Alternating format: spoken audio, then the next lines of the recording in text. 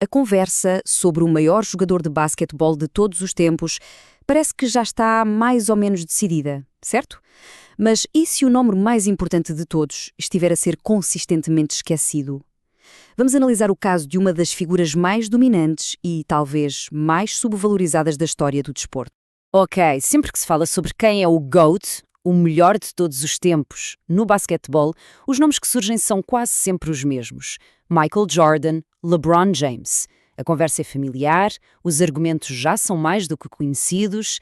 Mas e se a resposta esteve sempre mesmo à nossa frente, ofuscada pelo passar do tempo e por um currículo tão, mas tão impressionante que quase parece mentira? Existe um candidato cuja dominância foi tão constante, tão esmagadora, que ironicamente acabou por ser banalizada. O seu nome? Kareem Abdul-Jabbar. Para perceber a sua grandeza, temos de começar bem do início. A base de tudo foi construída muito cedo, quando ele ainda era conhecido por outro nome, Leo Alcindor. A sério, o domínio dele começou muito antes de sequer pensar na NBA. No liceu, a jogar pela Power Memorial Academy, ele era simplesmente imparável. Liderou a equipa a uma série de 71 vitórias seguidas. O registro total dele, 79 vitórias e apenas 2 derrotas. Foi aqui que ele ganhou a alcunha de Tower from Power, a Torre do Poder.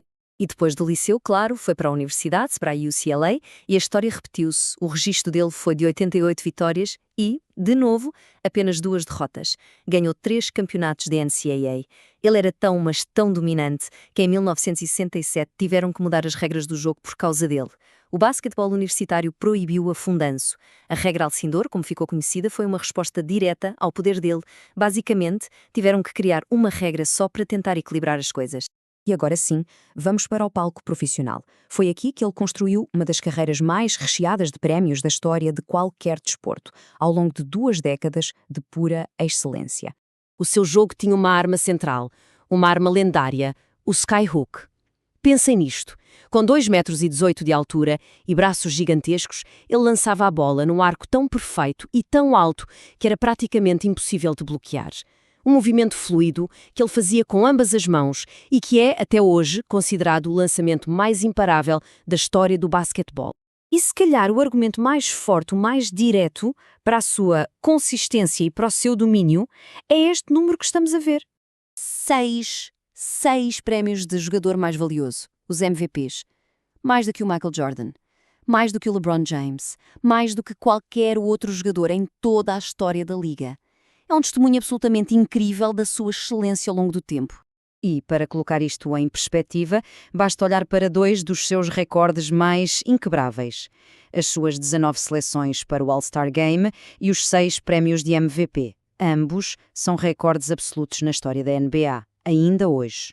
A lista de conquistas é avassaladora. 6 vezes campeão da NBA, 2 vezes MVP das finais, 10 vezes na primeira equipa All-NBA, 5 vezes na primeira equipa defensiva.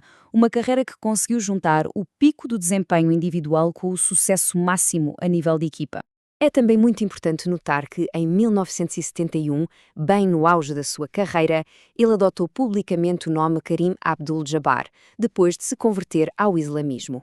Este foi um momento fundamental que marcou uma mudança profunda na sua identidade, tanto a nível pessoal como profissional. Mas o caso de Kareem para o título de GOAT não se fica pelo campo de basquetebol de todo. O seu impacto foi sentido muito, muito para além do desporto.